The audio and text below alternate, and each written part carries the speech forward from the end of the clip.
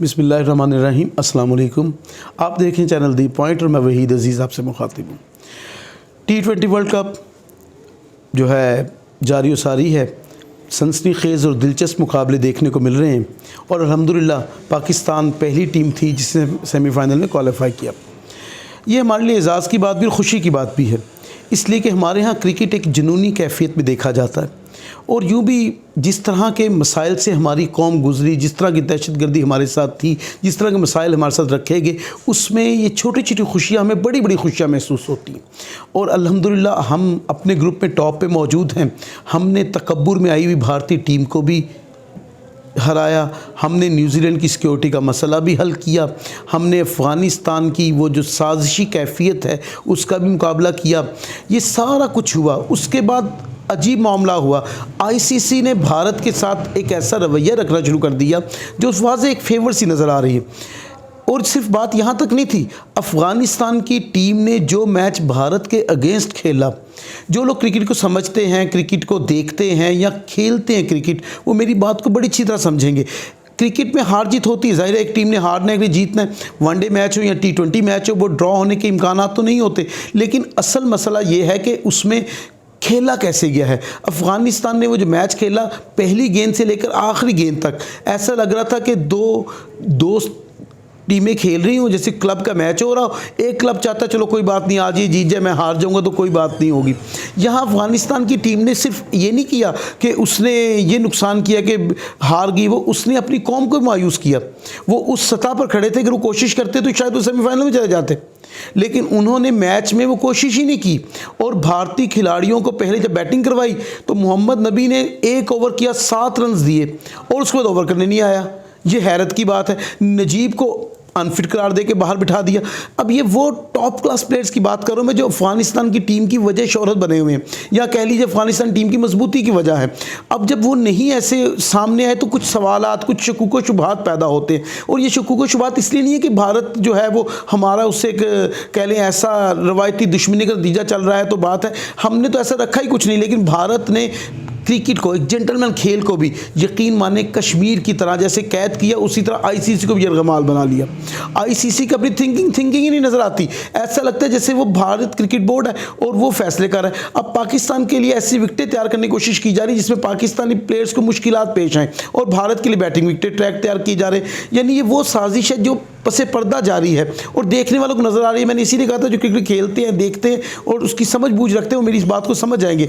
और जब ये कैफियत पैदा की हुई है तो भारत ने मुकम्मल तौर पर अफ़गानिस्तान वाले मैच में जो कुछ किया और जो अफ़गानिस्तान ने किया, मैं ये वो अजीब था। किसी खिलाड़ी ने ना तो कोई शॉट सिलेक्शन ठीक की और किसी खिलाड़ी ने ना ही मैच जीतने की बल्कि उस टारगेट को भी अचीव करने की कोशिश नहीं की। अगर 63 रन से कम से हारते वो तो भारत की एवरेज जो थी वो कभी भी पॉजिटिव ना होती, लेकिन उसको पॉजिटिव करने के लिए 66 से हारे।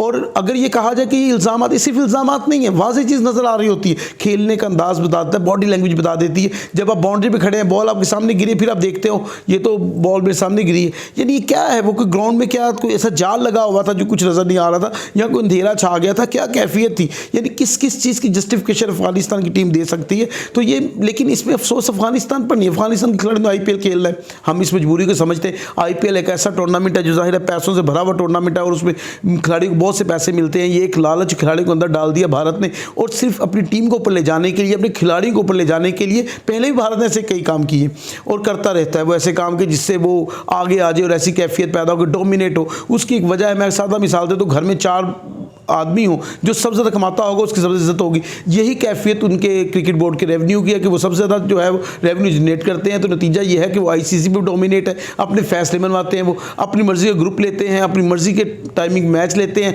मैचों के दरमियान रेस्ट ऐसा लेते हैं जिसमें आराम आ सके, नए मैच के लिए फैसला हो सके, प्लानिंग हो सके। ये सारी साजिशें पहले से तैयार करते हैं भारत वाले। अब उसके बाद लेकिन जो कुछ अफ़गानिस्तान के मैच में हुआ वो तो बहुत तकलीफ़ दे था, इसलिए कि खेल का मतलब खेल ही रहना चाहिए। उसे खेल जिद नहीं होता। खेल में ऐसी जिद नहीं कि हम हार गए तो हमने हार को मानना ही नहीं, हम सिर्फ जीतने के लिए, ऐसा नहीं है। जीतने के लिए सलाहियत की ज़रूरत होती है और सलाहियत के लिए मेहनत की ज़रूरत होती है। हमारे खिलाड़ियों ने बावजूद इसके कि भारत ने कदम बदल साजिश करके हमारे यहाँ टीम्स को नहीं आने दिया, सिक्योरिटी का मसला जो है न्यूजीलैंड ने क्रिएट कर दिया और मैच शुरू होने से कुछ देर कबल जो है वो इनकार कर दिया खेलने से। हमारी प्रैक्टिस सतह पर नहीं हुई थी, फिर भी अल्लाह का शुक्र है, अल्लाह ताला ने हमें सुरखरू किया, वो इज़्ज़त दी और मुझे यकीन है कि इंशाल्लाह ये कब भी हम ही उठाएंगे। भारत जितना भी जोर लगा, जितनी भी कोशिश कर ले, पहले तो मुझे यकीन है इंशाल्लाह वो सेमीफाइनल में नहीं आएगा अल्लाह के फजल से, लेकिन अगर वो आ भी जाता है तो भारत आगे तक नहीं जा सकता। लेकिन हम इंशाल्लाह ताला फाइनल खेलेंगे, अल्लाह के घर से पूरी उम्मीद है। और लेकिन अफ़गानिस्तान की टीम को समझना पड़ेगा कि अब वो इंटरनेशनल क्रिकेट में अगर हैं तो अपने रवैये को भी बैनुल अक़वामी मायार के मुताबिक रखना पड़ेगा।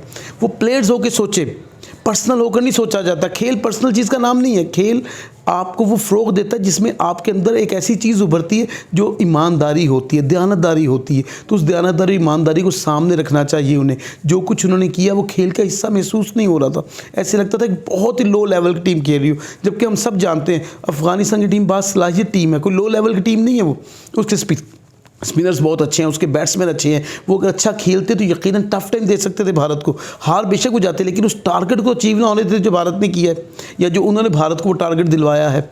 तो जो मैच में हालात नज़र आ रहे हैं वो तो वाज़े नज़र आ रहा है कि मैच फिक्सिंग पर था और इसका इतराफ़ कई साबिक भारतीय खिलाड़ी भी कर चुके हैं। इसका डिस्कस करते रहे वो, ये बात होती रही है और ये बात कोई ढकी छुपी भी नहीं है। ये सिर्फ सोशल मीडिया की ईजाद करता बात नहीं जो बात कर रहा हूँ। इसमें अगर कुछ खेल को, मैच को दोबारा से देखा जाए तो कदम कदम पर आपको नज़र आएगा कि अफ़गानिस्तान ने वो मैच सिर्फ हारने के लिए खेला और एक ख़ास एवरेज से हारने के लिए खेला है।